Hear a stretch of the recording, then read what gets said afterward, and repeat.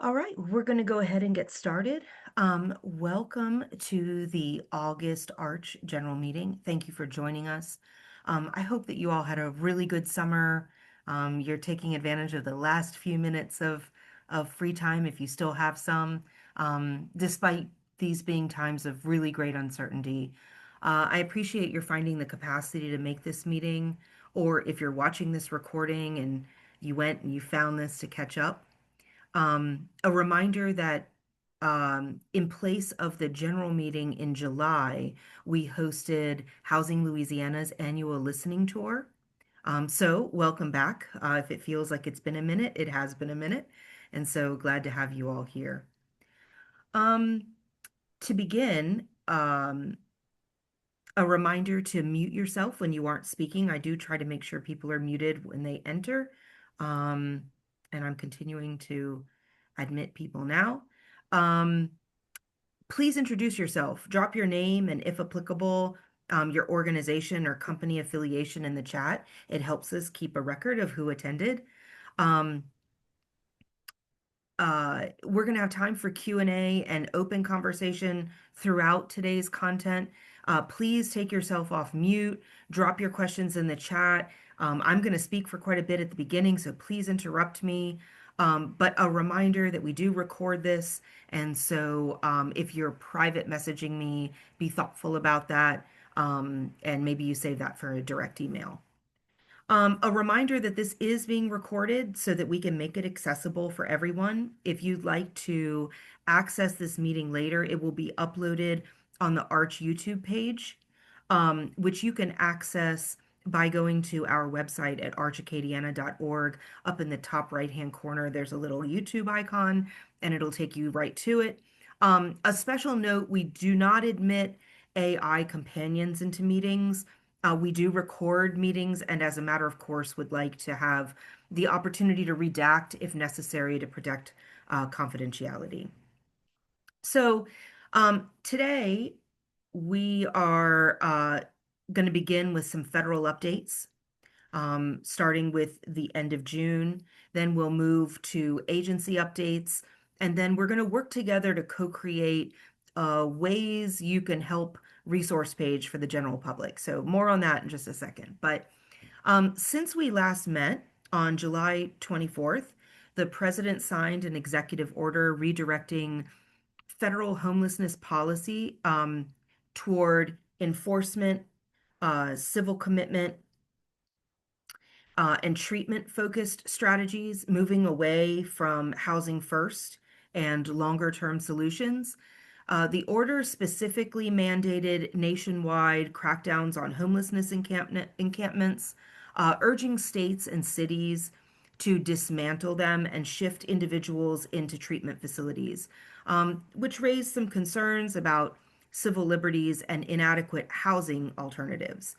In July, HUD floated a proposal to cap federal rental assistance at 2 years. If enacted, this could displace up to 1.4 million low-income renters, jeopardizing housing stability. There has not yet been a final decision on the THUD bill for fiscal year 2026, which funds the Departments of Transportation and Housing and Urban Development. However, both the House and the Senate Appropriations Committees have approved their own separate versions of that bill. And so the two chambers now must negotiate and reconcile the differences to create a single bill that'll be voted on and sent to the president. The final fiscal year 2026 THUD bill will need bipartisan support to pass the Senate. Congress is actually on recess for much of August, and final negotiations will likely resume in September, which is ahead of the October 1 deadline for the start of the new fiscal year. And if a final agreement is not reached by the deadline, Congress will need to pass a short-term continuing resolution to avoid a government shutdown. Um, Now is really a great time to set up an in-district meeting or perhaps invite your representatives to tour your programs to see firsthand how HUD funding is positively impacting our community. So if it's been a minute since our representatives have gone to your facility, sat down with you, got on a Zoom call, that you've had a direct conversation, don't wait for them to reach out. Reach out to them directly. I'm going to drop in the chat also an opportunity. It's a quick, easy way to sign on to a message uh, to our Senate and congressmen, senators and congressmen that we need them to fully fund HUD programming. And so here it is. And you can, I believe, sign up on behalf of yourself or on behalf of your organization if you are authorized to do so. Um, if you need a toolkit, right? So you're thinking to yourself, well, I could invite um, my congressmen or senators to tour my facility or to have a conversation in person or virtual, but you're not exactly sure what to say, or you want some help maybe organizing your thoughts, or maybe just to get more informed. I'm dropping in the chat right now a toolkit that was created by the National Low Income Housing Coalition. And it's about the federal investments and the importance of federal investments in affordable housing. So just drop that in the chat. In addition, the National Alliance to End Homelessness has a virtual Capitol Hill Day this year, which is being held on September 17th. It is open to anyone who's interested in participating. And what that looks like is a lot of meetings, virtual meetings that the National Alliance organizes. You attend. There's some pre-meetings that are required or have been traditionally so that everyone knows the agenda for the meeting and opportunities for each person to speak. And so if you're interested in getting involved there, I'm also going to drop this link to register. Did that work? Let me see. Yes. So this is the link to register again for the National Alliance to End Homelessness's Capitol Hill Day, virtual Capitol Hill Day this year, which is on September 17th. So it's back-to-back virtual meetings.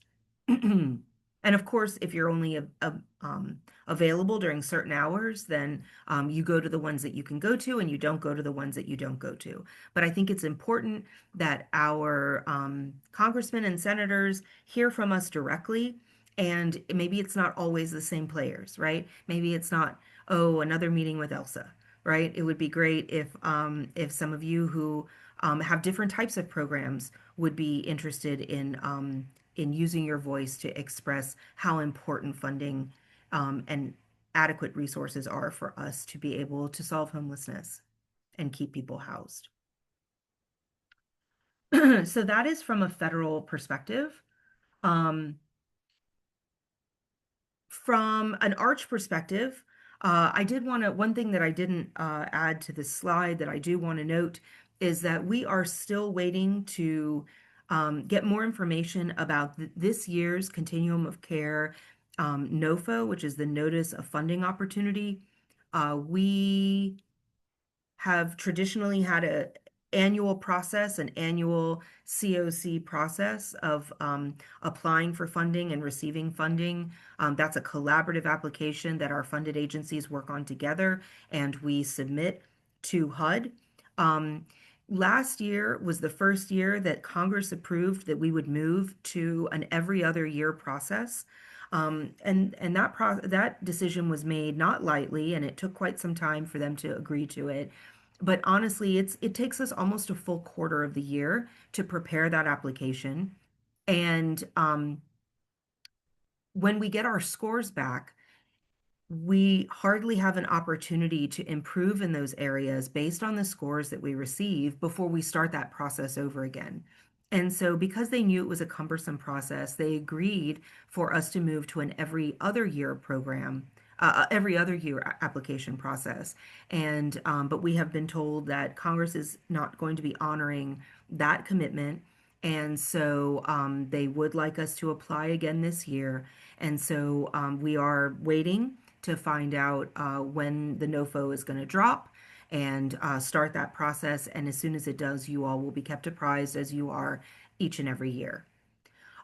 So in addition to that, in our sort of wait and see mode there, we've been up to our ears in development, in relationship building, and in new programs. So a brief overview, since we have last met, we have hard launched our Hold Fast program. We had been soft launching it for some time, working out some kinks, but Hold Fast is now hard launch, which is our housing stabilization and navigation program. And we developed it to address the growing gap between precarious housing situations and available support systems in Acadiana. So the program is designed to intervene before a crisis escalates, providing assistance to individuals and to families who may be on the brink of eviction or struggling to locate affordable rental housing or needing help with landlord issues, moving logistics,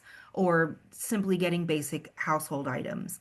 So, Holdfast functions as a connector between tenants and property owners and service providers. So it's sort of that nexus between the three groups. It offers tailored navigation support to renters who need more than just a referral, including conflict mediation, landlord communication, links and referrals to wraparound services like employment support, income development, case management. At the same time, the program provides a point of contact for property managers and owners who want to list available units, who want to resolve issues with current tenants, um, who want to connect with local resources to help their clients. That maybe they've been helping on the side, but they need more support. They're really invested in keeping people housed, but they're not really sure what to do. So, through collaboration and trust building on both sides of the rental relationship, we're really trying to reduce evictions. We're trying to increase housing placements and really create a more resilient housing landscape. So, if you'd like to learn more, please reach out to Rachel Hayden at rachel@archacadiana.org. Rachel, I think you're on the call. If you don't mind dropping your email and information in the chat. Um, as part of the Hold Fast program, we are going to be offering monthly, thanks, Rach. We are going to be offering monthly renter readiness classes. And that's going to include information for those who are interested in renting, getting prepared to rent, the renting process, renter responsibilities, but also tenant rights. So both sides of that equation. Our first classes will be held on September 24th. We're going to be doing one during the workday and one in the early evening so that we can make sure that it's accessible to anybody that's interested. It is a free event. Registration is required. So please keep an eye out for that registration link that I'll be sending out in the next couple of days so that you can refer others to this free event. If you have a specific population that you would like this class to be offered to, please reach out directly.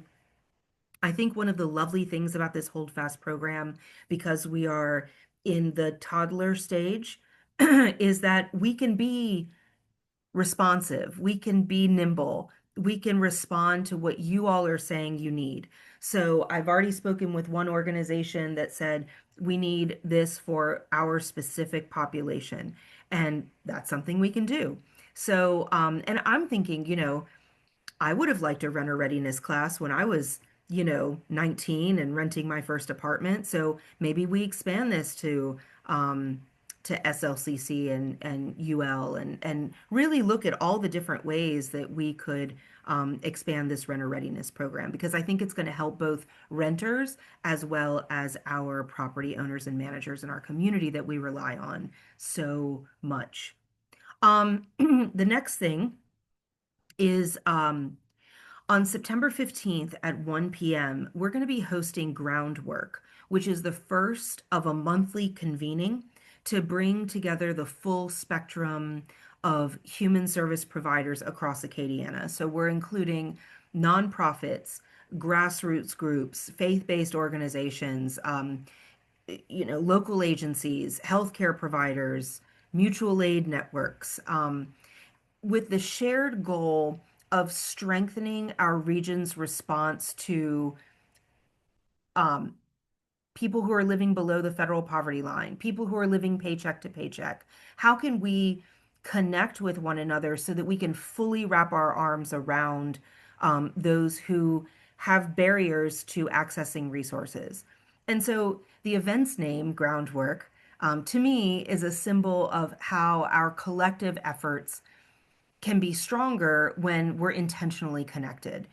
Sometimes we're not really even sure what other agencies or organizations or mutual aids or churches are offering through their programs that might help our clients. Sometimes I've been in rooms where it's just a conversation that needs to happen to coordinate more comprehensive service response, where it's like, we don't have this. And someone else says, well, we've got that. But both of those players needed to have been in that same room for those conversations to happen. So the sessions are going to be structured with intention. You can expect brief presentations from partners, breakout discussions across sectors. So we'll both operate in our focus areas as well as across sectors. And then the long-term goal is to map both the needs and the assets in our community. So we can really see where our gaps are in our human services and also see where the overlap is. And so whether you are a small volunteer group or a large service agency, Groundwork, I think, is going to be a great place to find support, to look at overlap. Maybe you can partner with another agency. And be part of something bigger than your individual mission.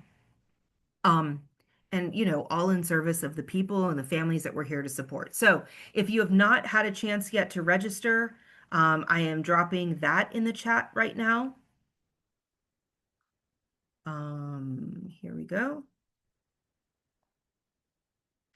And please reach out to me with any additional questions. This is going to be a monthly event. It's always going to be the third Monday of the month from 1 to 2:30. A big thanks to 232 Help, United Way of Acadiana, the Lafayette Housing Authority, and Sun Chodo for helping to make this happen. We're really excited to have those partnerships in place and really get this off the ground. Lastly, from a share house perspective, share house is low on beds. So if you're able to get the word out, if you're able to go to our Facebook page and share our social media posts, and that means not only would I would love it if you could share it on your own agencies and organizations, social media platforms, but also if you're in a neighborhood where like I live in a neighborhood where people always are putting things to the curb and I watch it get rained on, and that means that they're rendered unusable. So if you want to share those personally as well as through your organization, I would really appreciate it. Or if you're able to resource additional beds, if you know of somewhere that we could, someone that's looking to buy a new bed or a hotel that's looking for, they're going to be redoing their beds. We would really appreciate it. Please help us. It helps everyone. Really, very few of them go to Arch clients specifically. Most of them are going to your clients. So please help us find some beds. And you can email. I'm going to drop that in the chat right now, sharehouse@archacadiana.org. And we will make sure that we answer any of your questions or connects that you might have. Before I move on and open this up to other agencies, I wanted to say that upcoming meetings in September's Arch meeting, we're going to have the pleasure of having as our guest Carrie Patterson, who is the Louisiana Balance of State Continuum of Care Manager, come and speak with us about how such a large continuum of care works when they serve so many disparate areas and they cover rural, urban, and suburban areas. And then in October, I know we've been waiting for this, Tanya Thompson and Dana Bordelon with the Alexandria VA healthcare system, under whose umbrella Acadiana Falls for Veteran Homelessness Services will be joining us for a focused conversation about the work that they are doing. And they were our guest speakers, I think, about 18 months ago. And so many of you all remarked to me about how much you learned. And so we'll get an update from them and also learn about what they're up to. So, if you would like to be a guest speaker or you would like me to reach out to someone that you'd like to learn more from, I love to do a cold call. So, shoot me an email at elsa@archacadiana.org. These are your meetings, and we want to continue to provide content that you find useful. So, enough about me and enough about Arch and enough about the federal government. Let's move to you all. So I'm going to offer the time up now for anybody who would like to share. Perhaps you have an event that's coming up, if you're starting any new programs. Um, do you have any opportunities for people to plug in as a staff or a board member? Or maybe you just need something from this community that gathers once a month. So just go ahead and take yourself off mute and give us an update.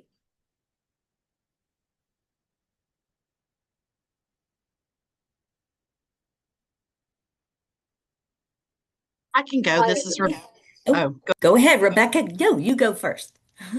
okay. Hi, Rebecca with Faith House. I'm the director of housing. We had a little bit of a delay on our DV bonus project, so we've doing the hiring. Hired 2 people. I have one more person to hire, and we're hoping Tuesday that everything will be in line where we can actually start housing people. So it's okay, even though we had a few delays. We're still on the projected uh, itinerary for what we need to be doing. So we're still hitting all of our goals. So we hope to be contacting all of y'all, all the different agencies to see who has people that would fit the project. And we hope to be starting that on Tuesday. We've been doing great with the Mansura shelter. Has been really full. They're really working hard. It's hard as a new shelter trying to train all new staff at once. So we're going through a few little hiccups here and there, but we are able to get people safe. And we have started people that originally wanted to be in Lafayette, but we didn't have space and they ended up in Mansura. We're opening up some opportunities for those people to move back down here to Lafayette where their resources and contacts and stuff are. So we're doing really good. Have a few positions that we're hiring for right now. We had a couple of changes at the Family Justice Center, so we're hiring for uh, a survivor advocate at the Family Justice Center. And then, like I said, I have one more person that I'm hiring for the housing program.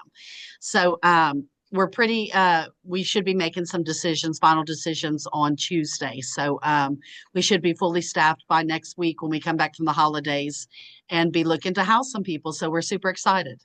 That's fabulous. Rebecca, I'm curious. The folks in Mansura, what is the breakdown, do you think, of people who are from the Acadiana region, the way that we traditionally define it, and how many are from that Avoyelles Rapides I'd say area? it's about half and half. Okay. Yeah, it's we're getting some people from that area, but we're also getting a lot of people that are calling for space here in Lafayette, and we're just at full capacity. So sometimes people are just looking for a safe place to lay their heads. So Yeah. Mansur is the best alternative. And then, like I said, we work with the shelter when we have an opening in our emergency shelter or an opening in our transitional shelter. We have some folks that are driving back and forth that are working in Lafayette or the surrounding parishes that we're getting back here in our emergency or transitional shelter, so they're not driving as much. But we've had a couple of people that were able to keep their jobs and stay in Mansura and still keep their jobs here in Acadiana. So we're doing our best to make sure they have gas money to get back and forth from work, and really working hard on transportation's a bit of an issue in Mansura, but we seem to be doing okay. So everybody's keeping up with their doctor's appointments, finding jobs, and finding housing. So we're very successful and very excited about it. I love that. Okay, and one other question, just Sure. because I love animals. I know that you all were working on some development there for people to be able to bring their pets and not leave Yes. them. We currently have outdoor kennels at Lafayette, our Lafayette shelter, and we just received a grant from Red Rover to build climate controlled kennels. So with that, we'll have three climate controlled kennels for dogs, and we can house more than one dog in each kennel. And then we're going to have a cat room. So I'm very, very excited. Been working with Greater Good Charities and Red Rover. I've been working with a couple of different contractors, and with by the end of the year, within a year, we hope to have fully climate controlled kennels for our survivors, so they don't have to. We do put fans and stuff on the dogs, but as y'all know, in South Louisiana, if you have an inside pet, it's very hard to leave them outside. Yeah. So we're very excited for this new chapter of Faith House, and really excited to work with the contractors to build the best place that we can build. For these animals to reside while their families getting the help with trauma that they need. Because people are reluctant to leave Yes. without Most their people, pets. yeah, people won't leave without their pets if we don't have a space available for their pets.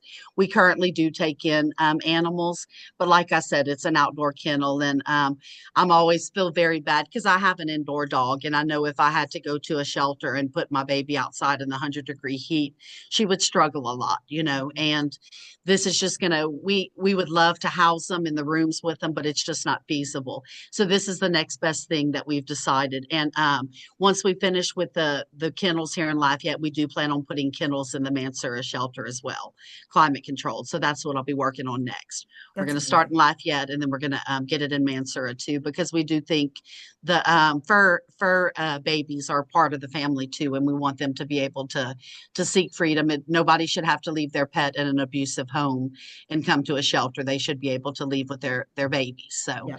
we're going to really be working hard to make it the best that we can make it. Well, thank you all for thinking of all the things. Yes. Thank Um, you. Denise. Hey, y'all could, Hi. hey, okay, so wait, let me take me off video. Okay, there you go. So Rebecca, that sounds wonderful. I love the pet idea. That's amazing. That's really Thank cool. you.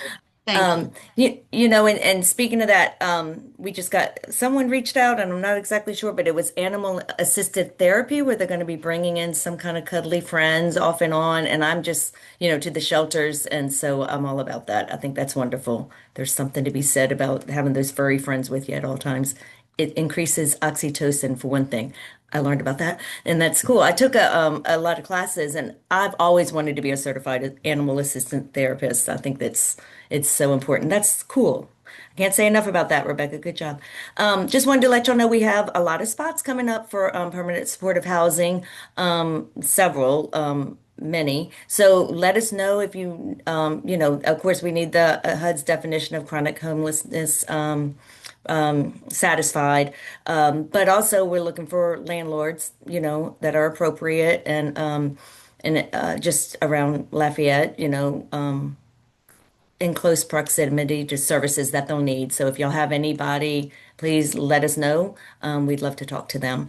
And other than that, things are rolling along. We've gotten, along with the animal assisted therapist coming. We're going to be working with Goodwill and their workforce, trying to find out some more things about that, and just kind of adding some programs to our adding some services and programs to our programs, and keeping it moving so the clients have more to do than just sitting around waiting and waiting and waiting. We want to keep them busy and with positive, good things for them. So any ideas, anything y'all have out there that you think is appropriate for our shelters to, during the day and even in the evening to keep our clients going, let me know. Denise, what's going on with the heat? Do you all need donations of water or things of that nature? I mean, we can always take donations of water. I mean, as far as you know, increasing the hours at the shelter, I mean, at the diner or anything like that. We haven't done that. The city is going to be opening up those cooling centers when it gets to be, whenever the heat waves come around over a certain amount of days or whatever. But, whatever, water, we're always willing to take water, always, always. So other than that, that's the plan. It's more like a citywide, community effort. So that's a good thing. Gotcha. Thank you. And I see Raquel, your hand is up.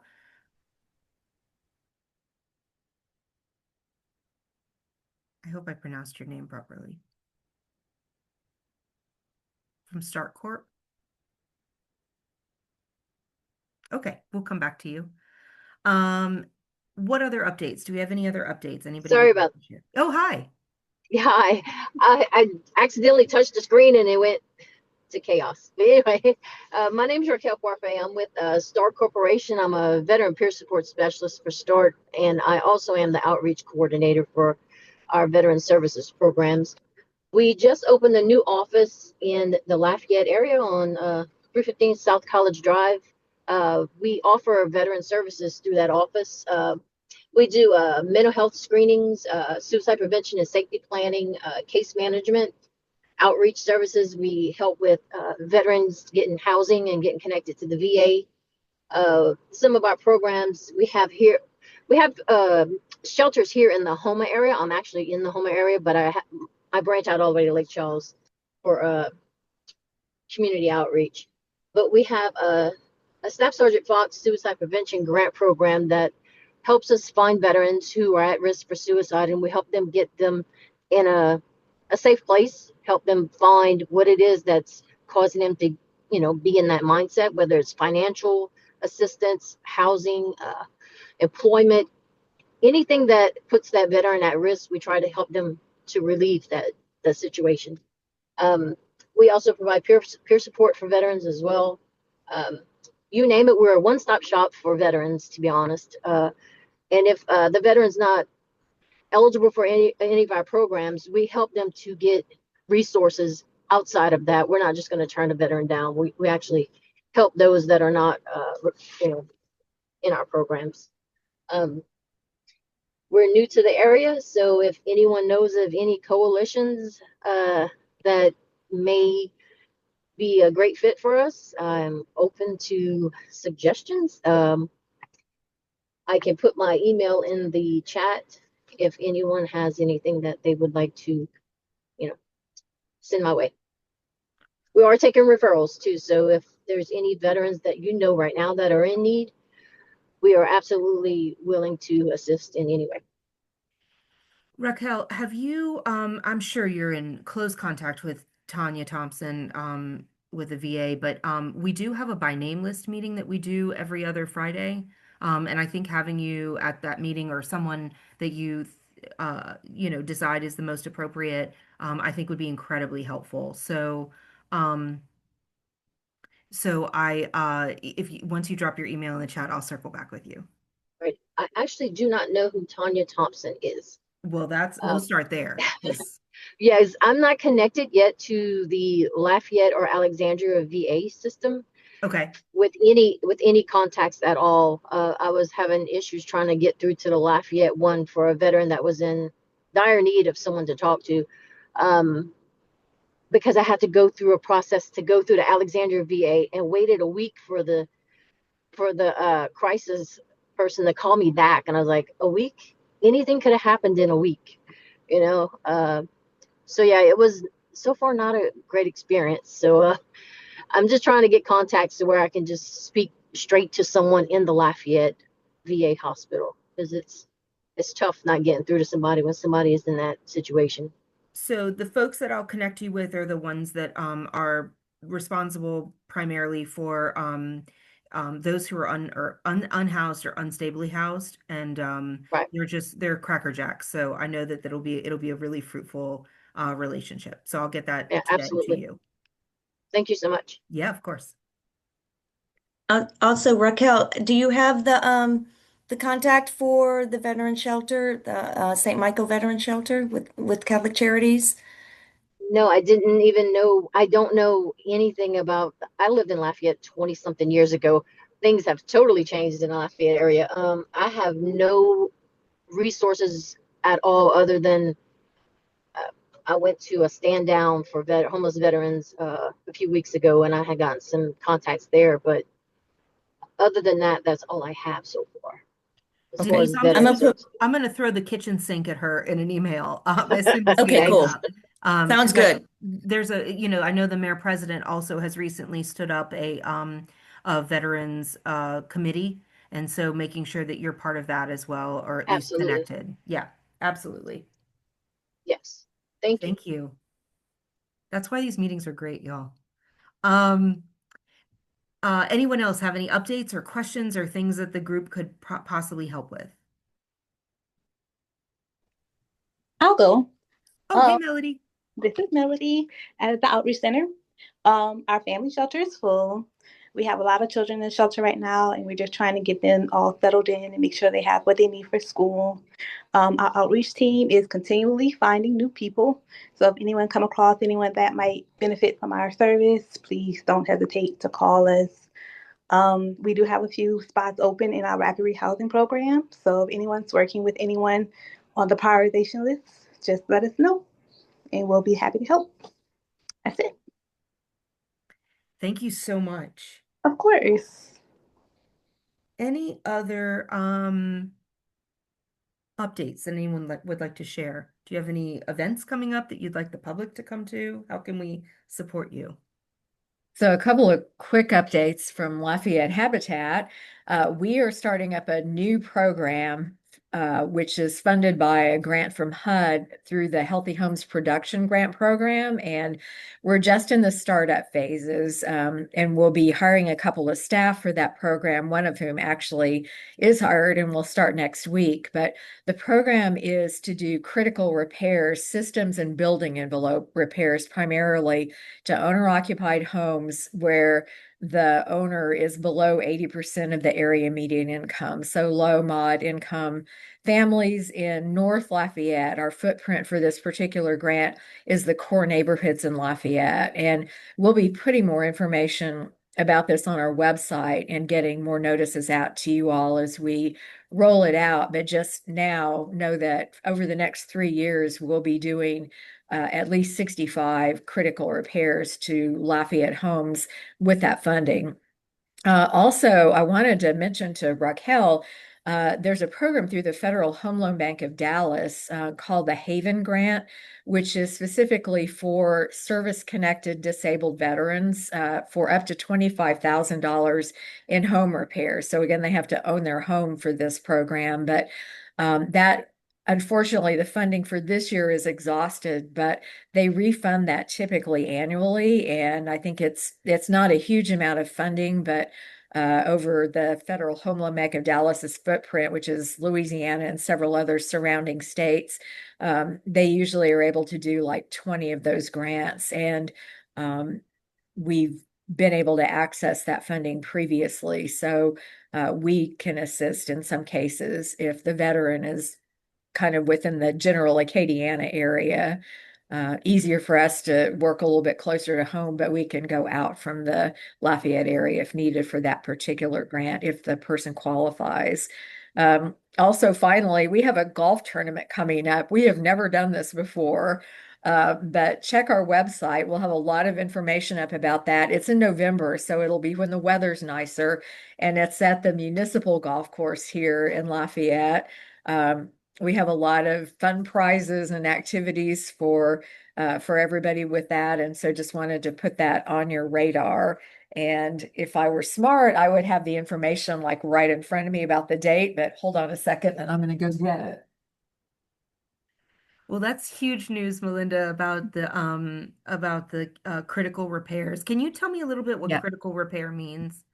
Yeah, for us in this instance, it means building envelope and system repairs. The Healthy Home Program actually focuses on creating a healthy indoor environment for the people who live in a house. So it's part of HUD's lead paint and Healthy Homes program. So removing hazards, making sure that the building envelope doesn't leak, because that's really the source of a lot of other issues with homes. So securing the roof, the outside, the windows, doors, making sure that everything is secure there. And also with this program, we should be able to, if needed, replace or install a central heat and air system in a house, do single system repairs, like if the electrical needs to be redone, rewiring, new panels, some plumbing work. In general, trying to ensure that the house is weather tight and safe for the occupants. So, the amounts of those awards are going to vary. They just let us know that we can go up to $30,000, which is twice what they had initially told us. So that was news, but we won't be able to do 65 if we spend 30 Of on course. each one of them. So we'll be just looking at what the specific needs are. And we are hiring a community outreach coordinator to help manage that grant. And she or he will be responsible for doing community events and outreach and connecting directly with potentially qualified homeowners and helping them navigate all of the intricacies of applying for a HUD-funded program. So people have to income qualify. We have to have documents that show that they own the house, that it's their principal residence. And so there's, a lot of information that has to be collected to qualify them. So that person is going to be really the navigator for the program. And if anybody out there is interested or knows somebody who is, we're looking for somebody who really has a combination of great organizational skills, because this is going to be a lot of file maintenance and some entry of information into the HUD systems for each of these folks, but also somebody who's got already connections with the North Lafayette community and who will be able to help us identify people who are in most need of these services proactively. So for us, we designed it as an outreach heavy program. So we're not just going to put up something on our website and say, come to us if you're interested. We're going to be actively going out to people and saying, I think you might qualify for this. I mean, we've gone through this process with a smaller grant that we have now through LCG, where we actually have sort of, I don't want to say stalked people on the assessor's website, but in the neighborhoods where we're working, we go in and see like which of these houses is owner occupied. We can kind of tell something from the assessor's website, and we put door knockers and sent letters and just generally reached out to people and proactively said, we have this program we think you might qualify for. If you're interested, contact us. And, then gone back if we haven't heard from them. So we'll be that's the kind of outreach work that the coordinator is going to do, which is why it'd be really helpful to have somebody who's got ground knowledge of the North Lafayette communities where we work and where we build our new homes. So continuing focus there for us. And the golf tournament is November the 8th. So Do you need to have played look golf in for that. before? I don't play golf, but we have a lot of folks who do and who seem pretty excited about this. So Fabulous.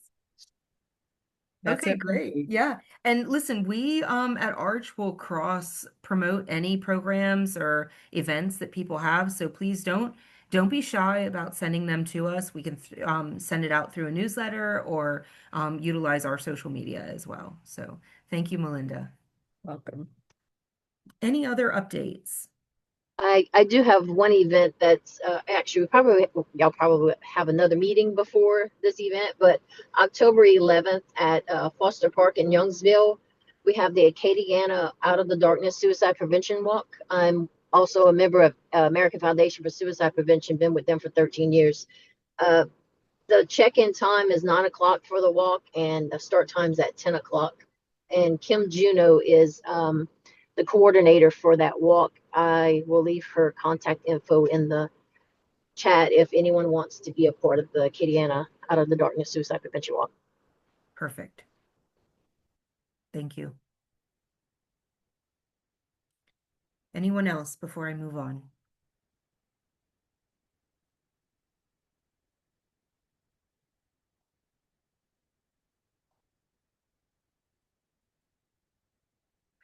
Okay, well, I wanted to I'm gonna actually change. hold on one second. I have two screens. I need like maybe two more. So recently I've noticed more and more seeing on social media people posting and saying that they want to help people who are experiencing homelessness or who are unstably housed, but they don't know how. And inevitably, they ask a question, and then people post a lot of information that may or may not be true or helpful.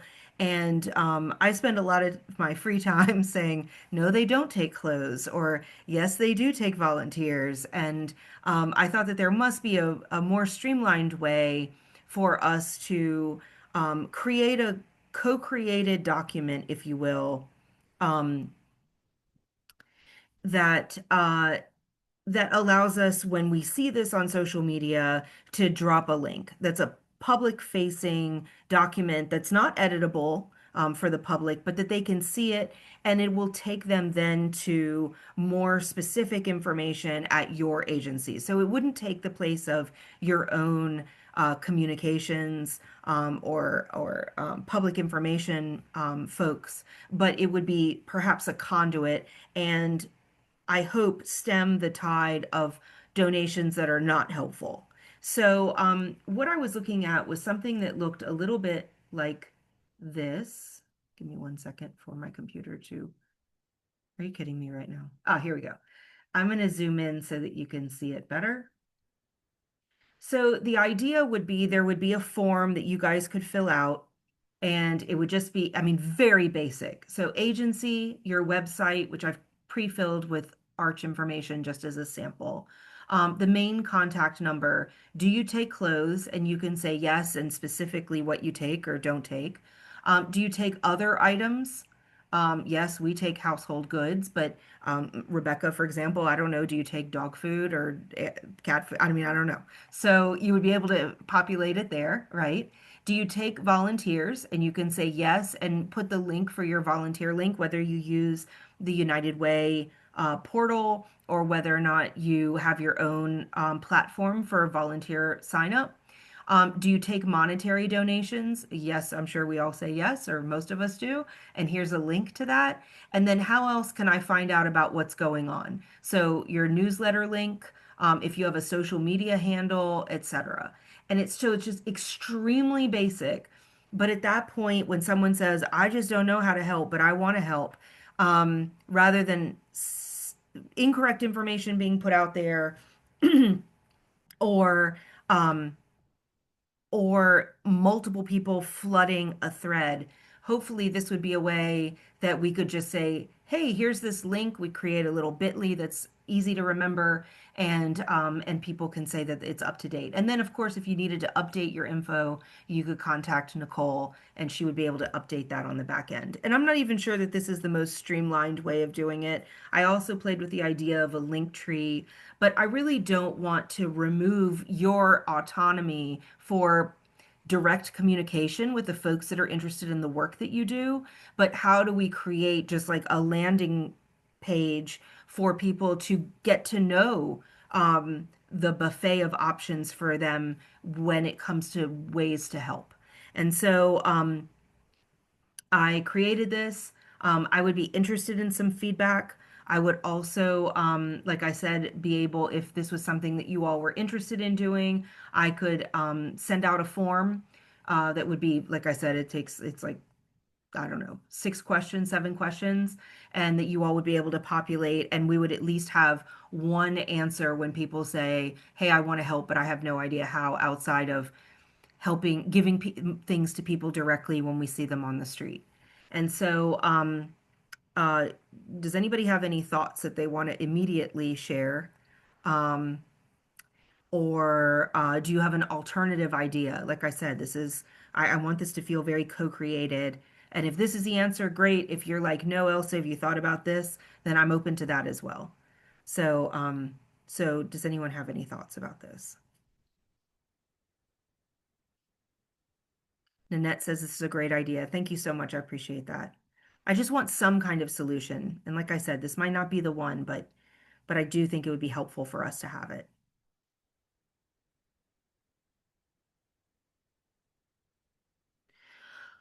Okay, so what I'm going to do then, if is I will go ahead and send out this form. And if, along with my email address. And so if you're going through the form and you think to yourself, wow, there's this other platform that I think would be, oh, can we have brochures to hand out? Yes, we used to have that. And at some point we stopped doing that. I think that those brochures probably were pre-QR code. So we could definitely do brochures that also have a QR code so that if those brochures were out of date or something of that nature, or people couldn't hold on to it, they would know to be able to go to that. And so I think that this is a multi pronged approach to streamlining efforts. I know in the disaster space, well, Melinda talks a lot about the disaster after the disaster, right? And so while I don't think we would see it at that scale, sometimes you all I know accept donations because you're reluctant to say when people show up with things, I'm sorry, we don't take that. I know that's what we do. And sometimes we take things that we don't necessarily take. And then we're saddled with what do we do with these things, right? And so, or people say they want to volunteer, and maybe we don't have a volunteer opportunity, but we want to point them in the direction of other people who have volunteer opportunities because we don't want to discourage the energy that people have. We just want to focus it in the direction that um, that that's most productive and helpful to us. Might be a good handout for the grassroots meeting. Absolutely. A QR wallet card. Yep. Yep. We could do, it could be, business card size. So I'm loving these ideas. Um, I'm going to sit with them for a second, and then I'm going to go ahead and send this form out along with my email address so that if you come across something and you're like, hey, we also need this other thing, then you can go ahead and send that email to me. Or if you talk to your staff and they have a great idea, I want to hear them. So again, this is for us, by us, for us. And so really open to any kind of feedback. Um, I think that that is the sum total. We're 5 minutes early, but I really appreciate you joining us today. Um, Please feel free to always reach out to me, Elsa at archacadiana.org, with any questions or concerns or suggestions for these meetings or any other types of meetings that you think might need to happen.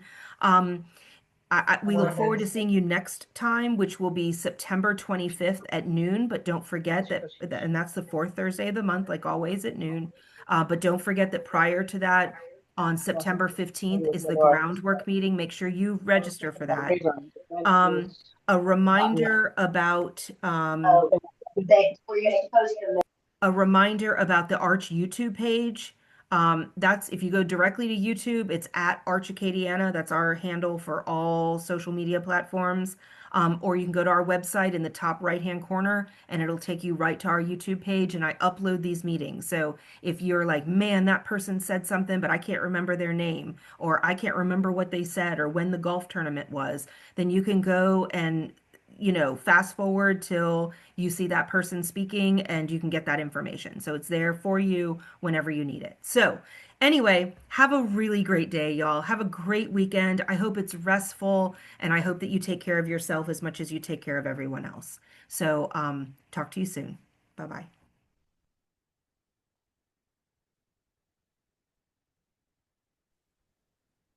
Thank you, Elsa. Thank you.